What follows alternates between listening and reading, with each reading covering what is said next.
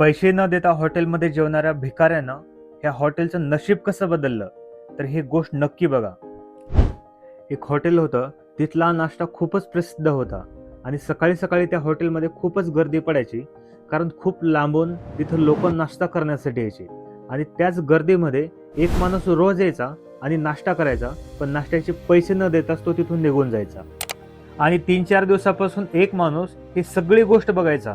मग तो हॉटेलच्या मालकाकडे जाऊन म्हणतो, एक माणूस इथं रोज येतोय, नाश्ता करून फ्रीमध्ये जातोय आणि तुम्ही त्याला काहीच बोलत नाहीत. तेव्हा हॉटेलवाला हसून म्हणाला, तुमच्या आधी सुद्धा बऱ्याच लोकांनी हेच सांगितलं. मग मी त्याचा पाठलाग केला, तर तो एका सिग्नलवरती भीक मागायचा.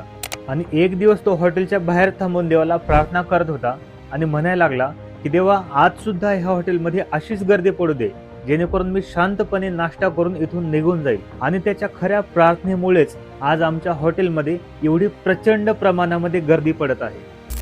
आणि ह्या गोष्टीमुळे त्या माणसाला समजलं की आपल्याला आयुष्यामध्ये सक्सेसफुल बनण्यासाठी आपली स्वतःची फक्त मेहनतच नाही, तर बऱ्याच लोकांच्या आशीर्वादामुळं आपल्याला सक्सेस भेटतं.